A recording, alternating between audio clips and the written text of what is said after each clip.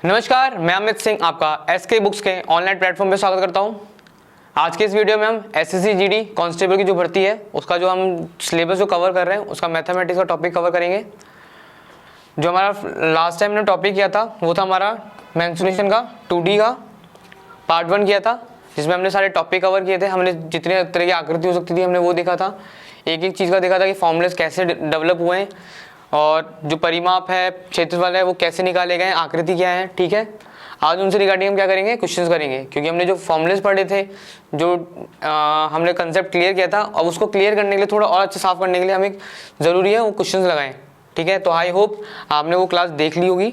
तो हम chapter start करते हैं, उनकी रिगार्डिंग जो क्वेश्चंस हैं उनको स्टार्ट करते हैं। ठीक है, एक बार स्टार्ट करने से पहले आपको किताबों के बारे में वापस एक बार जानकारी दे देता हूँ। आपको 3 या किताबें दिख रही होंगी। फर्स्ट जो पहली किताब है हमारी वो क्या है, हमारी फुल सिलेबस की किताब है। ठीक है, फुल सिलेबस की किताब है जिसमें हमारा जो एसएससी जीडी का फुल सिलेबस आता है, जो भी सारे कंसेप्ट्स। ठीक है,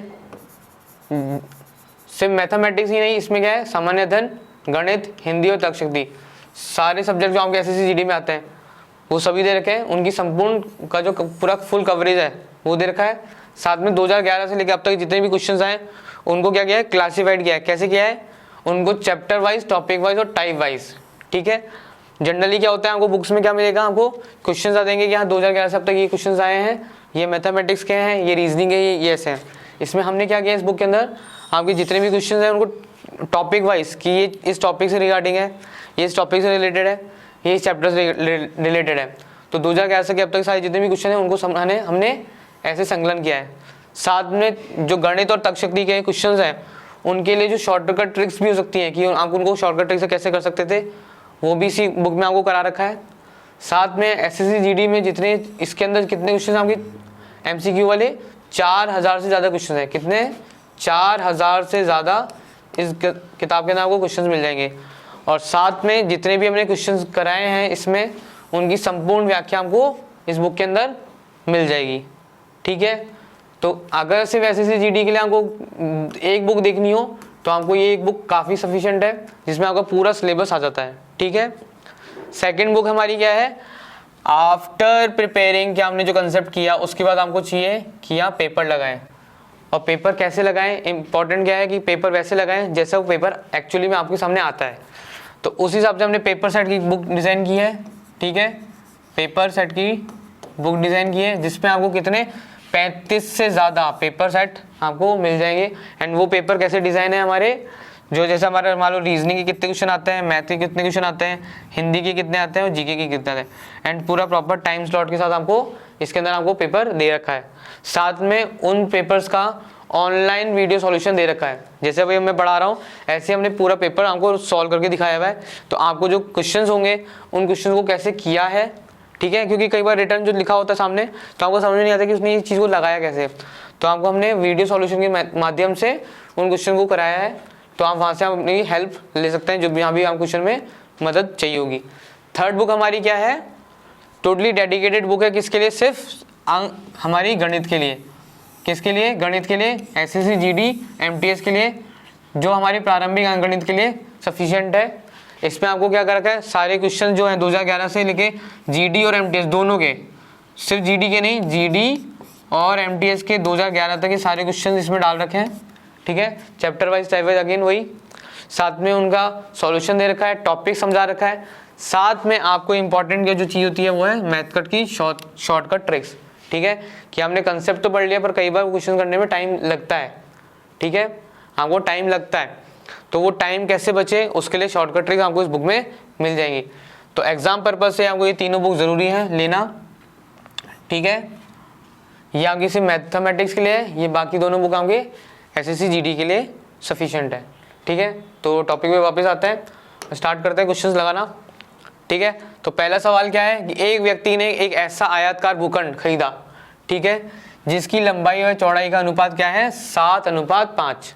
ठीक है, यदि भूखंड की तार की बाड़ लगाने पर लागत 15 रुपये मीटर है, ठीक है, 15 रुपये मीटर है, की दर से 2880 रुपये है, तो भूखंड की लंबाई ज्ञात करें। अब देखो पहले ये चीज़ समझते हैं वो पूछना क्या जा रहा है। भूखंड पे उसने क्या लगाया है, तार की बंदी लगाई है। अब तार का बाड़ा कब लगाते हैं, कहाँ पे लगाते हैं, तार का बाड़ा लगाते हैं उसकी परिमाप पे, उसकी बाउंड्री पे। तो मतलब उसका जो आयताकार खेत है, ये भूखंड है, वो ऐसा होगा, उसका अनुपात देखा है तो ये 7x और ये 5x, ठीक है, अनुपात है ना, तो 7x और 5x। अब उसने क्या बोला है कि भूखंड के बाड़ा करा है, तो इस पे क्या परिमाप निकालेंगे, तो परिमाप निकालने का क्या फॉर्मूला था, 2l + b, ये था। तो इसमें लगाएंगे 2 7x + 5x, क्या हो जाएगा 12x, 12x आ गया। उसके बाद उसने क्या बोला कि 15 रुपये की दर से, 15 रुपये मीटर की दर से, मतलब 15 रुपये मीटर की दर से लगाया, और उस पर कितना खर्चा है, कुल 2880। ठीक है, एक बार इसको नीचे थोड़ा सा लाभ लिख देते हैं।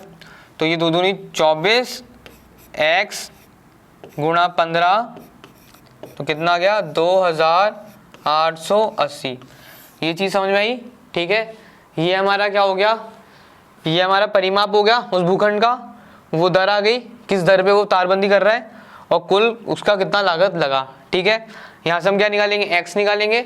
जैसे ही x निकालेंगे तो उसके बाद पूछा गया उसकी लंबाई, तो जब x निकाल लेंगे तो x लगा के, चाहे हमसे लंबाई पूछ लो चाहे हमसे चौड़ाई पूछ लो। तो सॉल्व करते हैं। तो देखो 24 एकम 24, यहाँ से देखो 24 एकम 24, 1 4 बचा, 4 और 8 48, 24 दूना 48 और 0। ठीक है, 15 से ये गया 8 बार। तुम्हारे यहाँ से मैं क्या कह सकता हूँ, x कितना आया हमारा 8। अब हमारा x 8 आ गया, तो चाहे हमसे लंबाई पूछ लो चाहे हमसे चौड़ाई पूछ लो। तो लंबाई हमारी आ गई 7 8 8 7 56, और अगर वो चौड़ाई पूछे तो 5 8 40। तो पूछा क्या उसने, लंबाई पूछिए, तो ऑप्शन क्या हो जाएगा 56 मीटर। तो भूखंड की लंबाई कितनी है, 56 मीटर। क्लियर है ये चीज। आगे देखेंगे, नए भारत में सरकारी नौकरियां 100% भ्रष्टाचार रहित है। विद्यार्थी अपनी योग्यता के ही माध्यम से सरकारी नौकरियां प्राप्त कर सकते हैं।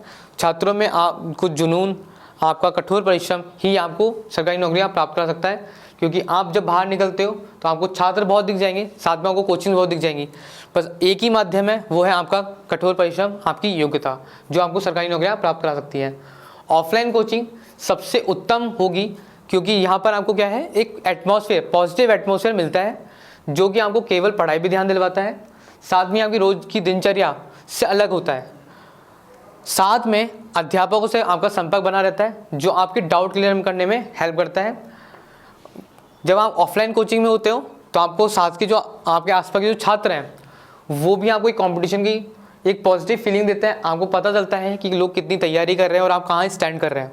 ठीक है, आपकी अगर वहीं अगर हम बात करें ऑनलाइन कोचिंग की, तो ऑनलाइन कोचिंग में क्या होता है, आप अपने हिसाब से जो भी आप काम करते हो अपने हिसाब से करते हो, चाहे वो क्लासेस लेना हो, चाहे टेस्ट लेना हो, चाहे आपको पढ़ना हो। वहीं अगर हम जब आप बात करते हैं ऑफलाइन कोचिंग की, ऑफलाइन कोचिंग का क्या फ़ायदा हो जाता है, आपको आसपास एक तो छात्र दिखता है, आपको पता चलता है कौन कितना परिश्रम कर रहा है, कौन कितनी आपकी योग्यता है, कौन कहाँ पर स्टैंड कर रहा है। साथ में एक टाइम टेबल बना होता है कि रोज़ाना कौन सी क्लासेस लगेंगी, कब टेस्ट होगा, सब कुछ होगा। साथ में आपका इन जो टीचर्स हैं और आपके जो साथ के जो विद्यार्थी हैं, उनसे आपका कॉन्टैक्ट बना रहता है। वो क्या मदद करते हैं आपके, अगर पॉजिटिवली बात करें तो वो मदद करते हैं आपके डाउट्स क्लियर करने में, आपके जो टॉपिक्स हैं उनको क्लियर करने में। ठीक है, क्योंकि चाहे आपको वो लगे वो डाउट सिली है या चाहे उतनी इंपॉर्टेंस उसकी है नहीं, पर वो आपको डाउट क्लियर करना ज़रूरी है। क्योंकि अगर आप ऑफलाइन जाते हो तो आप टेलीग्राम, व्हाट्सएप या कमेंट सेक्शन में जाके आप अपने डाउट्स क्लियर करते हो, और वो डाउट इतनी क्लियर सही से नहीं हो पाता है। अगर हम बात करें ऑफलाइन कोचिंग में, तो आपका संपर्क टीचर से फेस टू फेस रहता है, तो आप अपने डाउट क्लियर कर सकते हो। अगर आप चाहे क्लास में नहीं कर पाते हो तो आप बाहर क्लास के बाद हाँ वो डाउट क्लियर कर सकते हो, पर आपके डाउट वो क्लियर हो पाता है। अगर आप टीचर से भी नहीं कर पाते हो तो आपके जो साथ के जो विद्यार्थी हैं, आप वो भी आपके डाउट क्लियर करवा पाते हैं। ठीक है, तो अब इस चीज़ को ध्यान को रखते हुए आपके लिए सबसे उपयुक्त क्या रहेगा कि आप एक अच्छे इंस्टीट्यूट से तैयारी करें, जिससे आपको कहीं और बाहर जाना ना पड़े। वहाँ पे आपकी डाउट सेक्शंस भी हों, आपकी क्लासेस भी हों, साथ में आपके टेस्ट भी लगातार एक रेगुलर टाइम पे लगते रहे।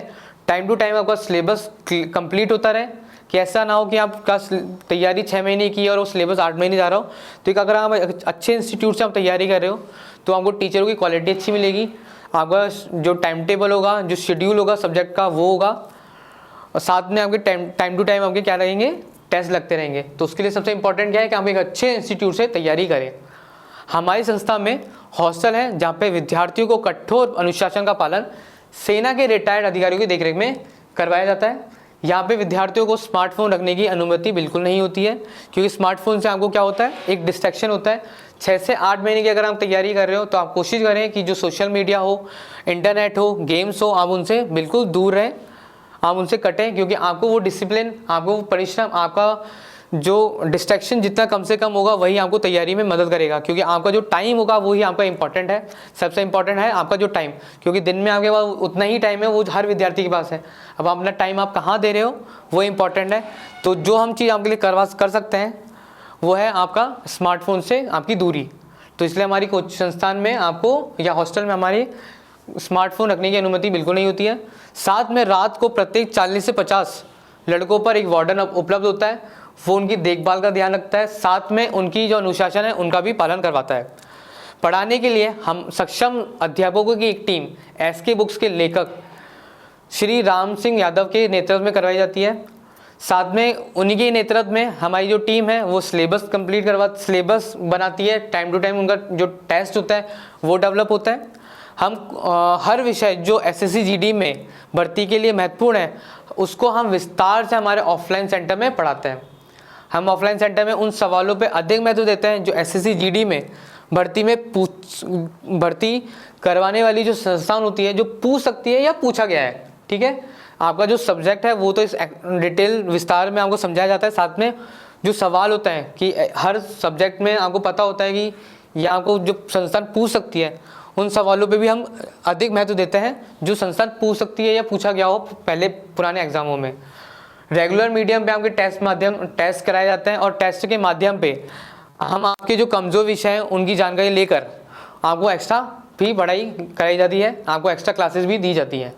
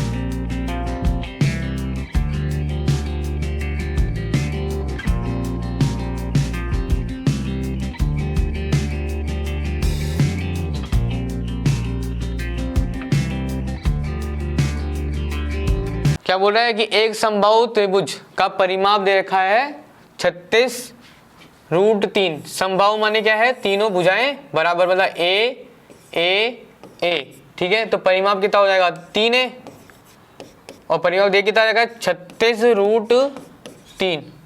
ठीक है, 3 से ये गया 12, तो हमारी भुजा क्या जाएगी 12√3 की। ठीक है, भुजा क्या आ गई हमारी 12√3 की। अब वो क्या पूछा है, उसकी ऊंचाई ज्ञात करें। ऊंचाई ज्ञात करने के लिए फॉर्मूला था ऊंचाई निकालने के लिए,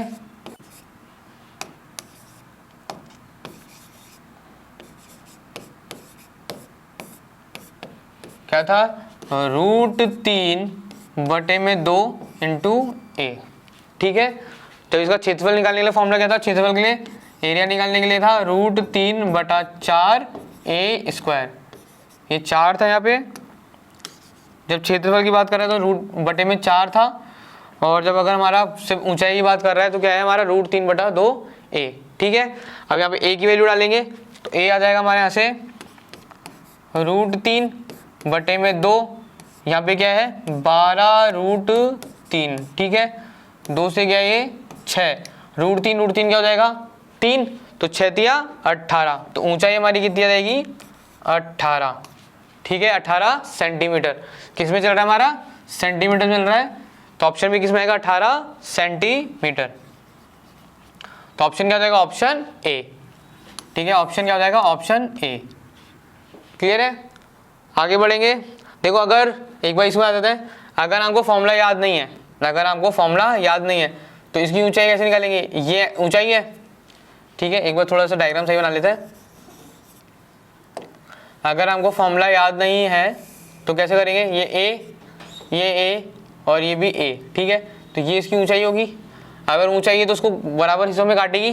ठीक है, तो ये क्या जाएगा, ए बटा 2, ये 90 डिग्री। तो देखो ए बता है, ए बटा 2 पता है, तो हम इसमें क्या लगाएंगे, पाइथागोरस थ्योरम लगा देंगे और यहाँ से हम क्या निकालेंगे, एच की वैल्यू निकाल लेंगे। ठीक है, अगर आपको फॉर्मूला याद नहीं है तो फिर आपको ये वाली मेहनत करनी पड़ेगी। ठीक है, आगे बढ़ेंगे।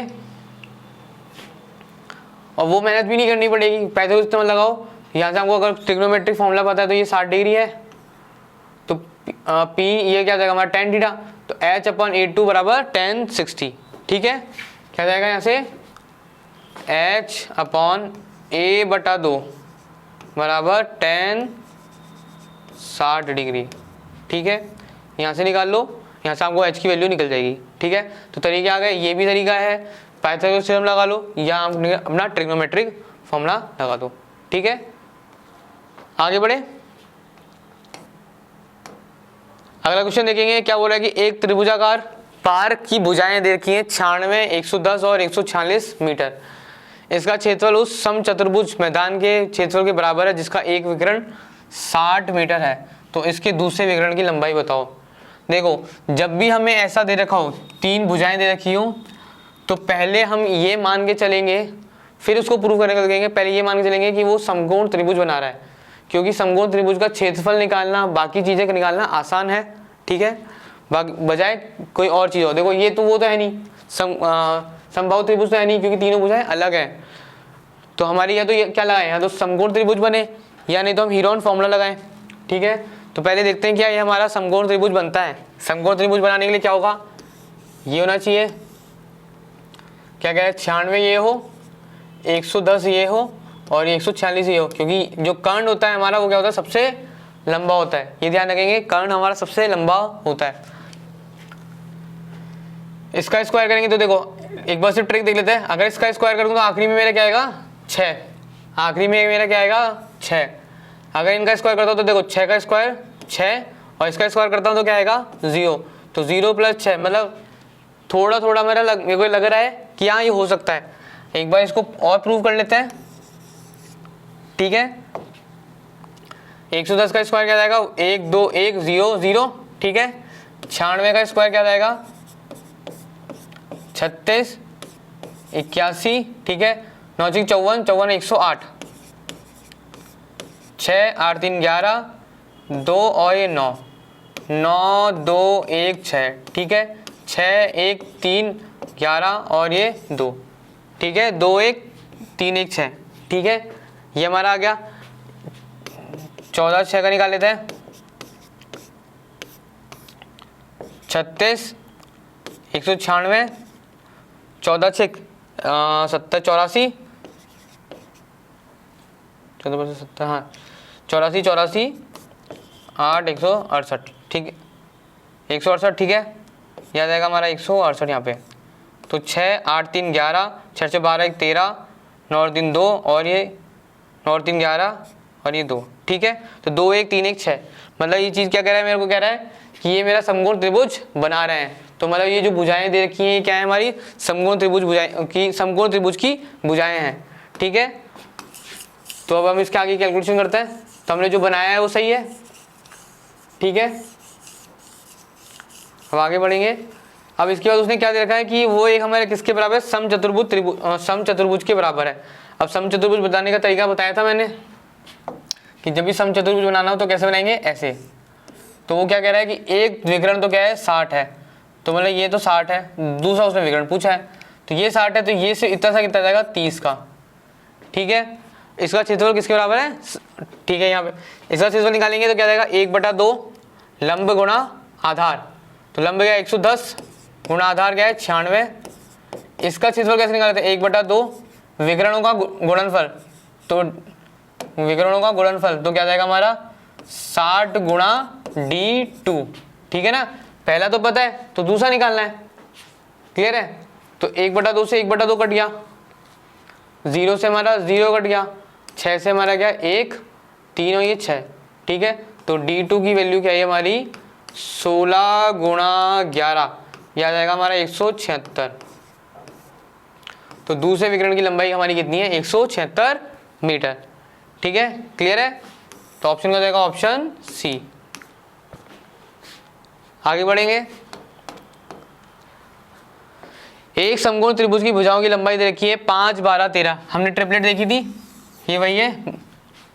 तो हमारा क्या हो जाएगा 5, 12 और उसने समकोण दे दिया है, तो मतलब 13 ये हो जाएगा, 5 ये हो जाएगा और ये 12 जाएगा।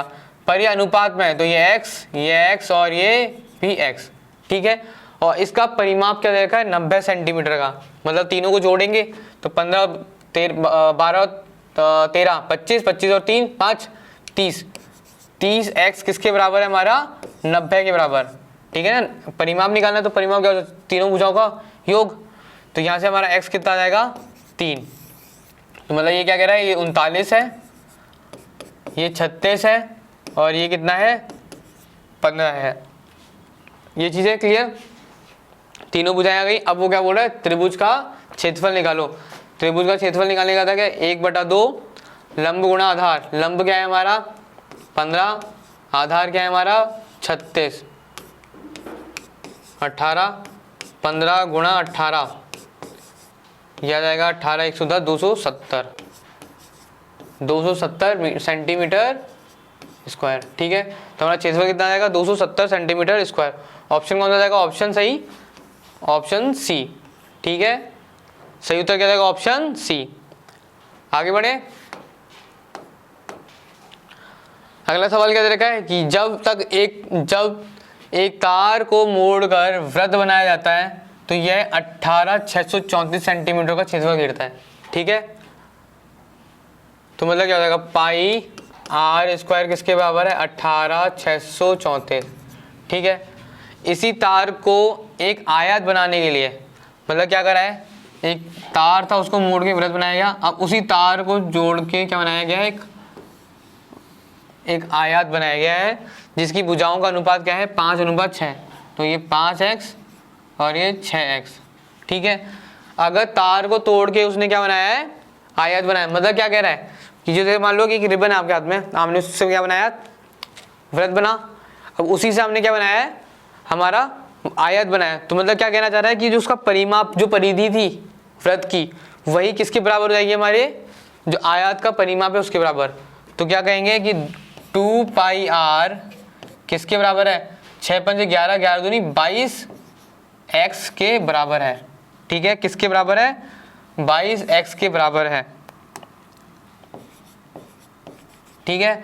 अब देखो 2 से इसको अगर हम थोड़ा सा चेंज करें तो ये देखो यहाँ पे 22/7 आएगा, तो 2/7 गुणा आर क्या आ जाएगा x के बराबर आ जाएगा, ठीक है। तो हमें अब क्या उसने पूछा है कि छोटी भुजा की लंबाई ज्ञात करें। तो छोटी भुजा की लंबाई ज्ञात करने के लिए हमें क्या चाहिए x तब निकलेगा, छोटी भुजा क्या 5x है तो उसके लिए क्या चाहिए x चाहिए, x के लिए क्या चाहिए हमें r। तो r कैसे निकालेंगे हम, r निकालेंगे यहाँ से, ठीक है। r निकालेंगे यहाँ से तो जाएगा 22/7 आर स्क्वायर किसके बराबर है 18,634 के बराबर है। तो आर स्क्वायर आ जाएगा 18,634 गुणा 7/22, ठीक है। 2 से जाएगा तो 11 से लेंगे तो 2, 11 से जाएगा ये 1, 7/7 दिन 6 तो यह जाएगा 6, 6 तो 10 तो 3 9 और 4 बचा तो ये 4, ठीक है। 2 से काटेंगे इसका तो क्या जाएगा 8, 4 और ये 7। तो आर स्क्वायर क्या आ रहा है 847 गुणा 7। अब देखो आपको जो संख्या यहाँ दिख रही है ये पूर्ण संख्या है, तो मतलब इसमें से कहीं ना कहीं 7 निकल रहा होगा तभी तो उसका रूट करके आर बनेगा। तो यहाँ 7 निकालेंगे तो क्या जाएगा देखो 12 सत्तेज और यह जाएगा 1 गुणा 7 गुणा 7, ये क्या लिखा हुआ है 11 का स्क्वायर, ये क्या हो गया 7 का स्क्वायर, ठीक है। तो आर स्क्वायर क्या है, 11 का स्क्वायर गुणा 7 का स्क्वायर। तो यहाँ से हम क्या क्या कह सकता हूँ कि आर क्या आ जाएगा 11 गुणा 7 77, आर क्या आ जाएगा 77, ठीक है। आर हमारा 77 आ गया। यहाँ से हम आर से क्या निकालेंगे अब 2/7, 77 हमारा ये है बराबर x 11, तो x क्या है हमारा 22 के बराबर, x आया हमारा 22। तो हमें क्या निकालना है, छोटी भुजा की लंबाई बतानी है, छोटी भुजा की लंबाई। तो छोटी भुजा क्या है 5x, तो जब 5x करेंगे तो क्या जाएगा 5 गुणा 22 क्या जाएगा 110, ठीक है। थोड़ा स्पेस की दिक्कत आ रही है पर आपको क्वेश्चन कंसेप्ट समझ में आ रहा है ना। तो 5x क्या जाएगा, छोटी भुजा क्या जाएगी हमारी 110 सेंटीमीटर, ठीक है। तो ऑप्शन कौन सा हो जाएगा, ऑप्शन सी। ऑप्शन कौन सा जाएगा, ऑप्शन सी। क्लियर है। आगे बढ़ेंगे, प्रश्न नंबर 6 देखेंगे। क्या बोल रहा है कि एक वर्ग तथा एक आयत का क्षेत्रफल बराबर है, ठीक है। वर्ग का क्षेत्रफल क्या होता है ए स्क्वायर और आयत का क्षेत्रफल क्या होता है हमारा एल इंटू बी। ये हमारा क्या दे रखा है, बराबर कर रखा है। आयत की लंबाई वर्ग की भुजा से क्या है 5 सेंटीमीटर अधिक है, तो ये तो ए स्क्वायर ही है। क्या बोल रहा है, आयत की लंबाई, लंबाई क्या है भुजा, वर्ग की भुजा से 5 सेंटीमीटर अधिक है, तो a + 5 है, ठीक है। तथा उसकी चौड़ाई वर्ग की भुजा से 4 सेंटीमीटर कम है, a - 4, ठीक है। तो आयत का परिमाप निकालें। तो मैं यहाँ से क्या निकाल लेता हूँ, a निकाल लेता हूँ। फिर उसके बाद जो मेरे को लंबाई है, लंबाई क्या बोल रखा है उसने a + 5 और भुजा ये क्या है a - 4, ठीक है। तो परिमाप निकालना है, परिमाप उसके बाद निकालूंगा। जब l पता चल जाएगा b पता चल जाएगा तो मेरा परिमाप भी निकल जाएगा। तो यहाँ से a स्क्वायर, यहाँ a निकालते हैं तो ये क्या a स्क्वायर, यहाँ a स्क्वायर आया 5a - 4a क्या हो जाएगा a - b, ठीक है। a स्क्वायर से a स्क्वायर कटा, a यहाँ से आया 20। तो वर्ग की भुजा क्या है 20 सेंटीमीटर की, ठीक है। वर्ग की भुजा 20 सेंटीमीटर, तो l हमारा क्या जाएगा यहाँ से 25 और हमारी चौड़ाई कितनी आ जाएगी 20 - 4 16, ठीक है। परिमाप निकालेंगे तो परिमाप निकालेंगे क्या था 2l + b, ठीक है। 25 और 16 41, 41 और 2 41 गुणा 2 82 सेंटीमीटर। तो परिमाप क्या जाएगा हमारा 82 सेंटीमीटर, ऑप्शन डी, ठीक है। ऑप्शन क्या जाएगा, ऑप्शन डी। आगे बढ़ेंगे, क्वेश्चन नंबर 7 देखेंगे। यदि किसी वृत्त की त्रिज्या 10 सेंटीमीटर से घटा दी जाए तो वृत्त का क्षेत्रफल कितना कम होगा। ये हमने जब प्रॉफिट लॉस पढ़ते हैं, लाभ हानि पढ़ते हैं, तो उसमें भी हमने देखा होगा, तो वहाँ पे भी चीज़ बताई जाती है। अब देखो त्रिज्या है, त्रिज्या 10 से कम की तो क्षेत्रफल, मतलब क्षेत्रफल में क्या होता है, देखो जब क्षेत्रफल निकालते हैं तो क्या होता है पाई r स्क्वायर, मतलब r स्क्वायर आ रहा है तो 2 बार आ जाएगा, तो हम वो वाला लगाएंगे जिसमें 2 बार करते हैं। तो 10 + 10 सॉरी घटा रहे हैं 10 - 10 माइनस माइनस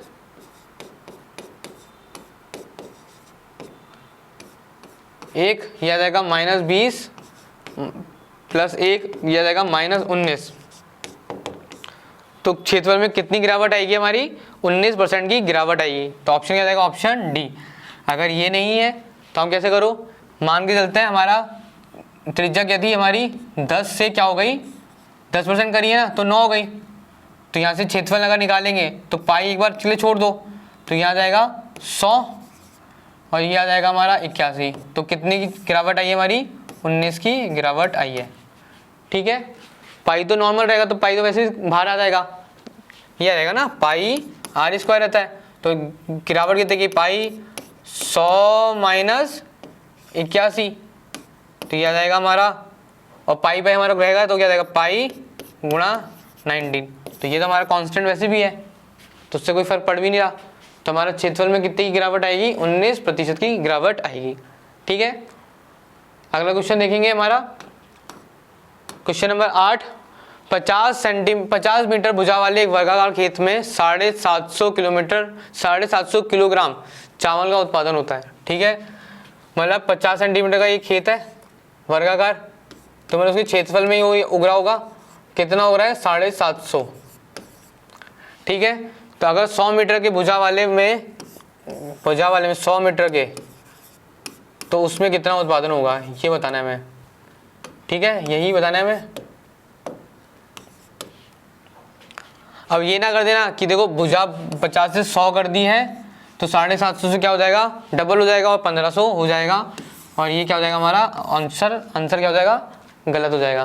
क्यों, देखो यहाँ भुजा बराबर नहीं कर रहा है, भुजा बराबर दुगनी नहीं कर रहा है, स्क्वायर में बढ़ रही है, कितनी 2 गुनी हो रही है। ठीक है, गुने में बढ़ रही है।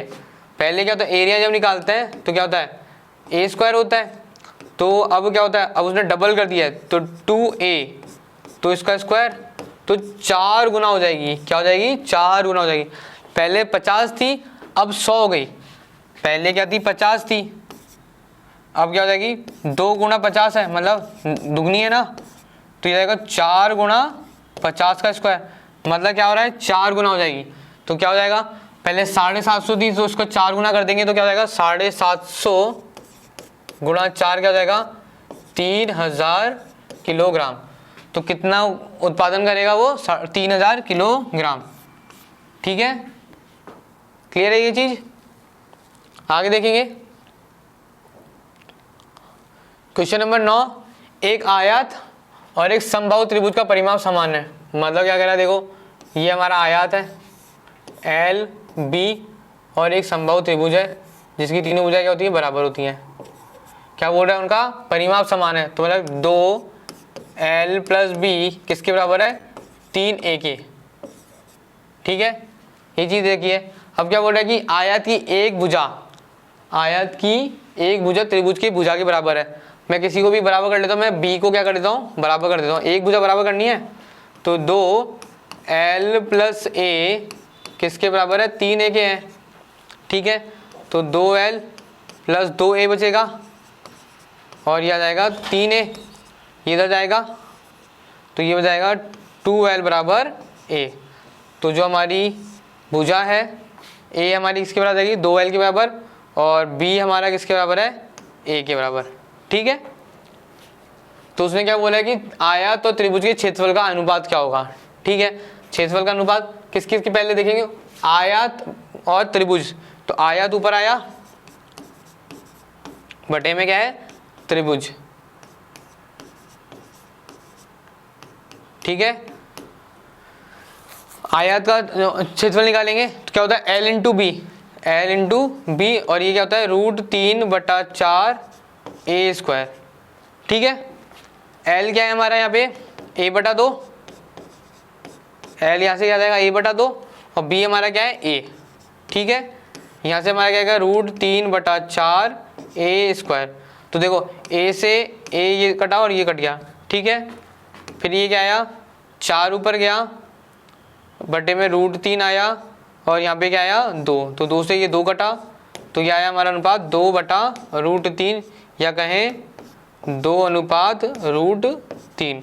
तो हमारा अनुपात क्या आया, 2/√3। ठीक है, ऑप्शन कौन सा जाएगा, ऑप्शन सी। चीजें क्लियर है, आगे बढ़ेंगे। क्या कह रहे हैं, एक उस वर्गाकार खेत की भुजा की लंबाई क्या है। ठीक है, वर्गाकार खेत की लंबाई पूछ रहा है, तो उसके लिए फॉर्मूला क्या होता है, a²। हमारा जब क्या निकालेंगे, क्षेत्रफल निकालेंगे और परिमाप निकालेंगे तो क्या जाएगा 4a। ठीक है, जिसका क्षेत्रफल 40 मीटर गुणा 20 मीटर और 25 मीटर गुणा 17 मीटर विमाओं वाले 2 आयत का क्षेत्रफल के खेतों के क्षेत्रफल के बराबर है। ठीक है, तो a² किसके बराबर है हमारा, 40 गुणा 20 प्लस 25 गुणा 17। सीधी सीधी चीज पूछा है, 4 दूनी 8, तो यह आ जाएगा 800, 25 × 7 175, और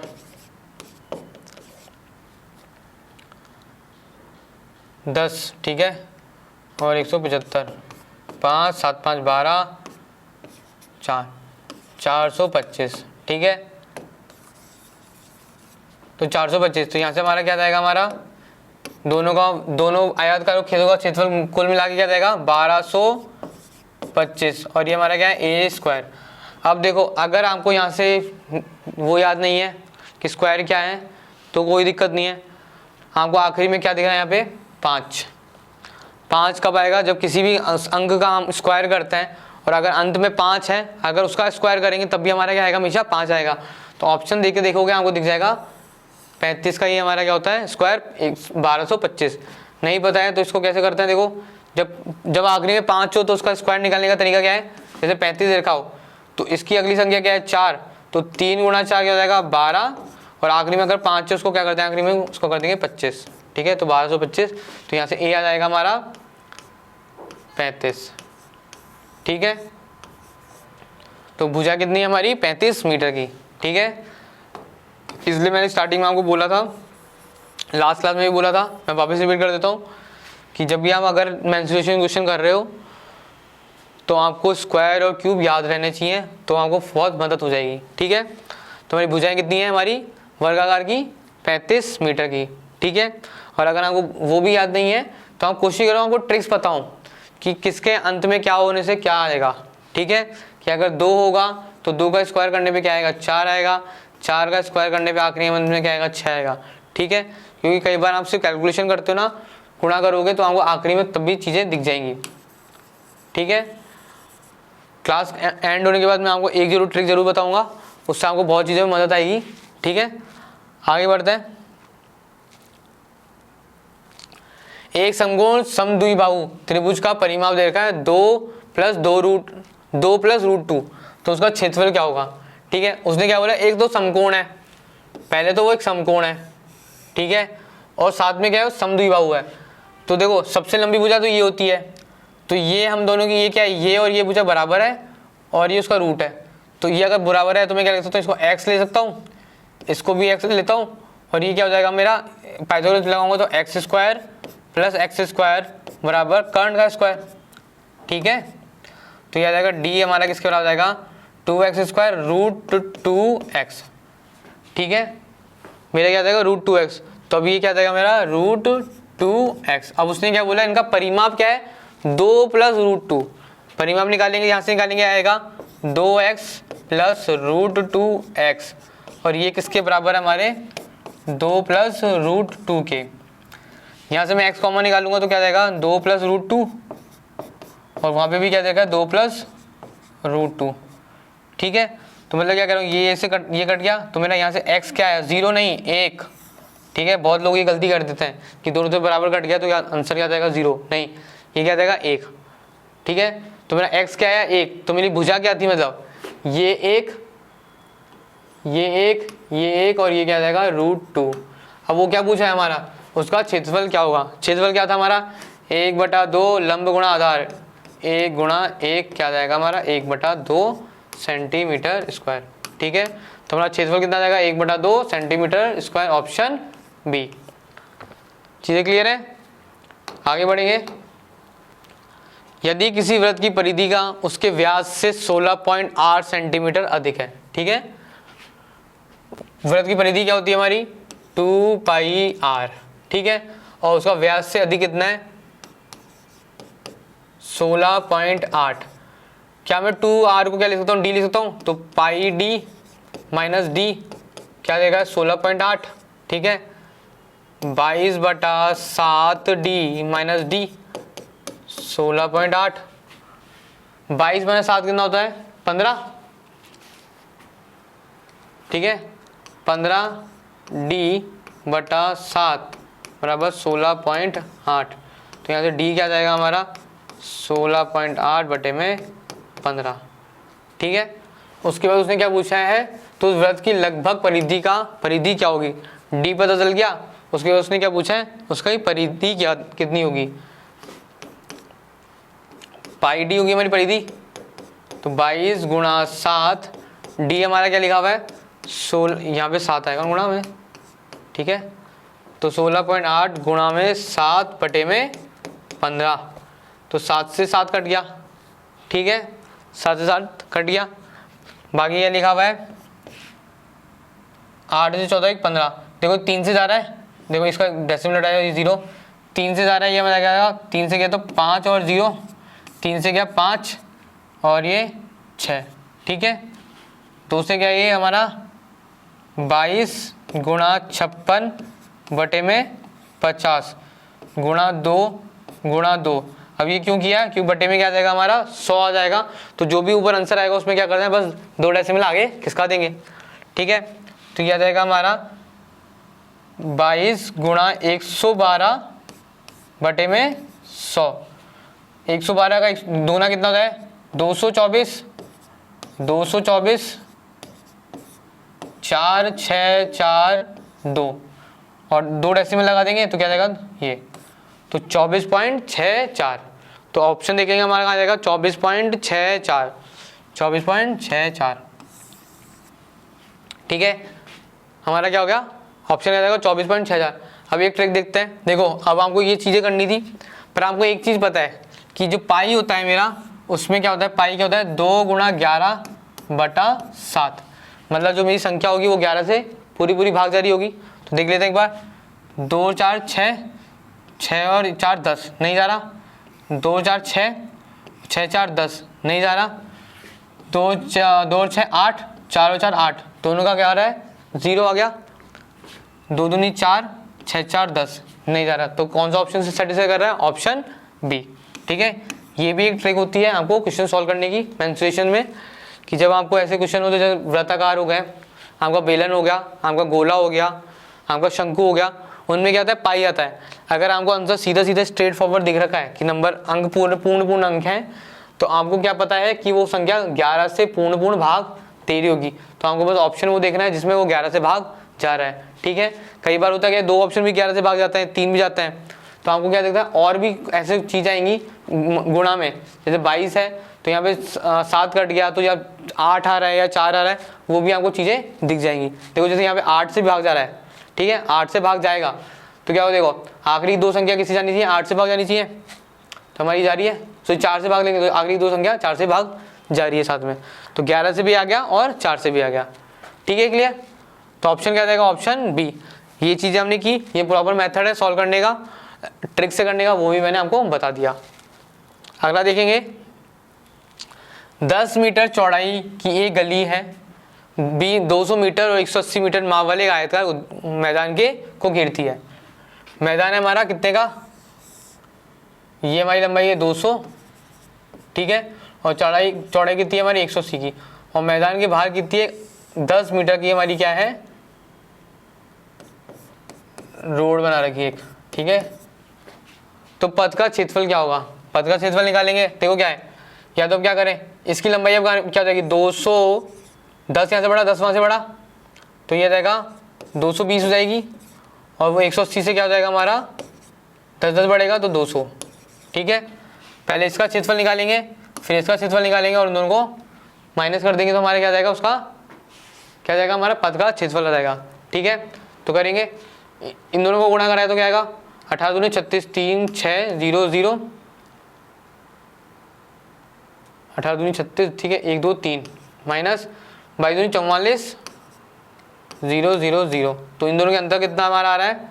4 और 4 8, 8000 का। तो हमारे पथ का क्षेत्रफल कितना है? 8000 मीटर। ठीक है, आपको इसके लिए फॉर्मूला भी दिख जाएंगे, L + B + 2x वाले, कुछ भी नीड नहीं है, बहुत सारे फॉर्मूले हो जाते हैं। अगर याद हो जाता है तो बहुत अच्छी बात है, नहीं तो हम बेसिकली नॉर्मल जो आपका कंसेप्ट है कि बाहर वाले का क्षेत्रफल में से अंदर वाले क्षेत्रफल को माइनस कर दो और आपको क्या आ जाएगा? पथ का क्षेत्रफल आ जाएगा। ठीक है, आगे बढ़ेंगे। 14 नंबर क्या कह रहा है? यदि किसी आयत की लंबाई 10 सेंटीमीटर से 10% से बढ़ा दी जाए, तो आयत लंबाई कितने से बढ़ाई? 10 से बढ़ाई, प्लस चौड़ाई 10 से कम कर दी गई, 10 गुणा 10 बटे में 100। ये तो 0 हो गया और ये कितना आ गया? 1। तो 0 - 1 क्या आ जाएगा? कितने से आएगा? 1% से क्या हो गई? उसकी कमी आ गई। तो क्षेत्रफल में कितना बदलाव आएगा? 1% की कमी आ गई। तो ऑप्शन क्या जाएगा? Option C. ठीक है, ऑप्शन क्या जाएगा? Option C. अगर आपको ऐसे नहीं है तो हम क्या करो, मैं क्या ले लेता हूँ? आयत ले लेता हूँ, आयत की लंबाई ले लेता हूँ, लंबाई ले लेता हूँ मैं 10, ठीक है, और उसकी जो चौड़ाई है वो ले लेता हूँ मैं 20 से। ठीक है, यहाँ से क्षेत्रफल कितना आया मेरा? 200। ये आया मेरा क्षेत्रफल यहाँ से 200। अब उसने क्या बोला कि लंबाई क्या है? 10% से बढ़ा दी तो क्या हो जाएगी? 11 हो जाएगी, और चौड़ाई 10% से कम तो उसका 10% का हो गया 18 गुणा 18। तो जाएगा 198 ठीक है। तो कितने की कमी आई, 2 कितने में से 200 में से, पहले 200 था ना, तो कितने की कमी आई, 1% की कमी आई, ठीक है, 1% की क्या आई, कमी आई है। तो ऑप्शन क्या हो जाएगा, ऑप्शन सी। कोशिश करें जब भी ऐसे क्वेश्चन हो क्या लगाएं, ये वाला कंसेप्ट लगाएं, ठीक है, जो हमने उसमें लाभ हानि में पढ़ा है वही कंसेप्ट हम यहाँ पे लगाएंगे और उसी से क्वेश्चन सॉल्व हो जाएगा, ठीक है। अगला देखेंगे क्वेश्चन नंबर 15। एक फर्श की टाइल का आकार आयताकार है, ठीक है, और उसकी लंबाई 24 सेंटीमीटर और चौड़ाई 10 सेंटीमीटर, मतलब ये टाइल है हमारी, आयताकार टाइल है, ठीक है, ये लेटा दी मैंने और ये 22 सामने से दिखा दी, तो 24 और ये 10, ठीक है, आयताकार है और तदनुसार 24 मीटर स्क्वायर क्षेत्रफल वाले फर्श को ढकने के लिए कितनी ऐसी टाइलें लगेंगी। तो आपको टाइलें करनी है तो क्या है, आपको क्षेत्रफल में करना है, तो 24 सेंटीमीटर का स्क्वायर का एक हमारा फर्श है, उस पर अब ऐसी टाइलें लगानी है, तो इसका एरिया की जितनी टाइल गुणा होंगी वो हमारी क्या देगी, उतनी टाइलें ला देंगी। तो देखो ये ध्यान रखना, पहले यहाँ पे ये यूनिट है मीटर में और ये है सेंटीमीटर में, तो 24 एरिया दे रखा है, 24 सेंटीमीटर मतलब 24/100, तो गुणा 100, फिर ऐसे 10/100, तो 10/100। अब यहाँ से जितना भी आएगा वो हमारी क्या रहेगी, फर्शों की टाइलों की संख्या रहेगी। तो 24 से 24 घटा, 10 से ये 10 घटा, तो यहाँ से आ जाएगा 100 या 1000। तो कितनी टाइलें चाहिए हमें ऐसी, 1000 टाइलों की जरूरत होगी उस फर्श को ढकने के लिए। तो ऑप्शन क्या हो जाएगा, ऑप्शन बी। ऑप्शन कौन सा हो जाएगा, ऑप्शन बी। क्लियर है ये चीज़ें। तो हमारे जितने भी क्वेश्चन थे हमने वो सारे देख लिए हैं, है ना। जो बुक्स थी मैंने इनिशियली आपको बताई दी थी, अगर आपको ये बुक्स ऑनलाइन चाहिए तो डिस्क्रिप्शन बॉक्स में आपको इसका लिंक दिख जाएगा। अगर आपको ऑफलाइन चाहिए तो कमेंट सेक्शन में जाके बताएं कि हम कहाँ से हैं, जिससे हम आपको बता सकें कि हमको ये नियर बाई कहाँ से अवेलेबल हो पाएगी, ठीक है। वीडियो से रिगार्डिंग, चैप्टर से रिगार्डिंग, टॉपिक से रिगार्डिंग जो भी आपकी क्वेरी हो वो आप अपनी क्वेरी कमेंट सेक्शन में जाके जरूर बताएं। वीडियो अच्छा लगा तो बताएं, नहीं लगा तो बताएं, क्या मॉडिफिकेशन कर सकते हैं, क्या इंप्रूवमेंट ला सकते हैं, वो हमें आपके कमेंट से ही पता चलेगा, ठीक है। चैप्टर का जो हमारा अगला पार्ट है हमने 2D कवर कर लिया है, जो 3D के लिए हमारे चैनल से जुड़े रहें। अगले वीडियो में हम 3D को स्टार्ट करेंगे, ठीक है। 2D के एक बार कंसेप्ट को जरूर देख लेना, क्योंकि थोड़े बहुत कंसेप्ट हमारे वहाँ पे ये काम आएंगे। तो हम 2D को एक बार अच्छे से देख लेना, क्वेश्चन देख लेना, हमने जो टॉपिक पढ़ा है वो देख लेना, ठीक है। और अगेन स्क्वायर्स और क्यूब वो याद रखें, क्योंकि जब चैप्टर हम सॉल्व करेंगे तो आपकी वो मदद आएगी, ठीक है। चैप्टर को हम रिवाइज करते रहें, ठीक है। तो जो भी आपके कमेंट्स हैं, जो भी हैं आपकी जो भी क्वेरीज हो, चाहे इस टॉपिक से रिगार्डिंग हो, चाहे किसी और टॉपिक से रिगार्डिंग हो, चाहे वो सब्जेक्ट ही कोई दूसरा हो, ठीक है, आप कमेंट सेक्शन में जाके आपके अपना फीडबैक जरूर दें, कैसा भी हो अपना फीडबैक ज़रूर दें। आपकी फीडबैक से ही हमें पता चल जाएगा कि आप तक वो चीज़ें पहुँच पा रही हैं, आप तक वो चीज़ें समझ पा रहे हो, ठीक है। चैनल से जुड़े रहें, जो भी आगामी भर्ती आने वाली है या जो भी रिगार्डिंग हमारे वीडियोस हैं उनके बारे में आपको पता चलता रहेगा। तब तक के लिए जय हिंद, धन्यवाद।